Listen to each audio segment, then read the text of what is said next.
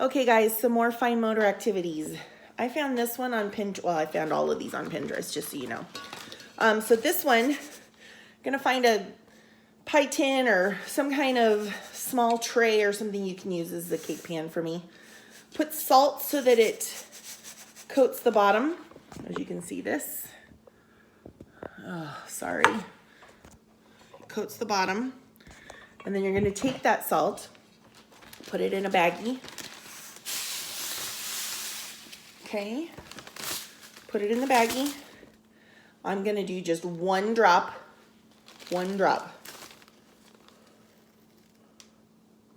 Okay, to color my salt. Shake it up until it gets all colored. Look at that, it's turning green.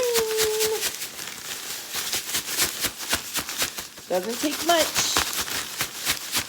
Okay, now you have green salt. Look at that. Pretty cool, huh?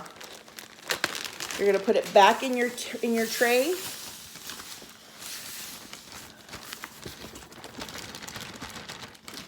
Save that baggie because you can use it over and over. And then you're just gonna put it back in your tray, spread it out.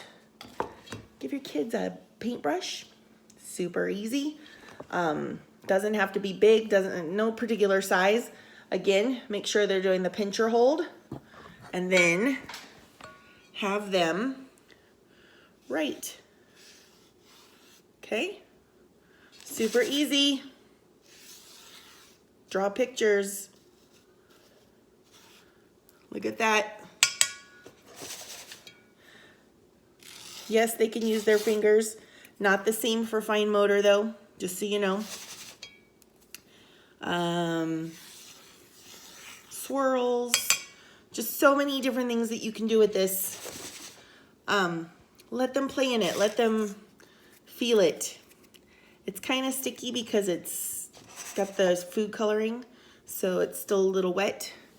But that's a really fun one.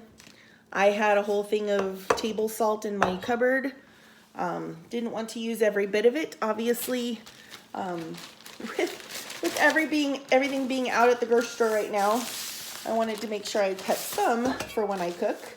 But I put enough at the bottom that I could show you what to do with that activity. The other thing is I did show you a couple of things with the cutting strips, but we can do straight lines across like this, have them cut up and down. You can do zigzag or something like that. You can do lines around the edge.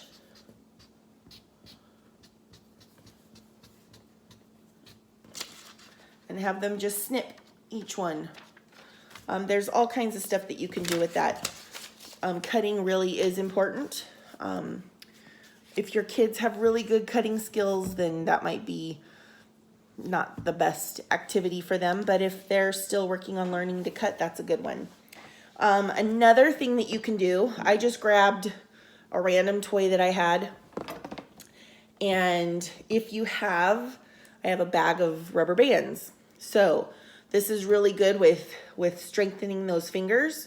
Just having them just even do this is good for their fingers, but having them wrap a toy up with rubber bands. It can be a stuffed toy. It can be a little animal figurine. You could do toilet paper rolls. There's all kinds of things that you could do, but just getting them working those fingers with the rubber band and teaching them how to kind of twist it and turn it, that's really good for that strength.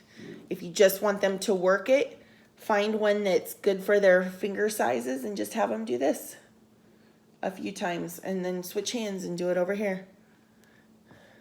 Play a game with them. Say, I'm gonna eat you. I'm gonna eat you. Just something to make it fun. Make it fun. That's the best thing you can do. The last thing I mentioned in my last video that you could write in the dirt with stick. Some other outdoor stuff you can do. Chalk.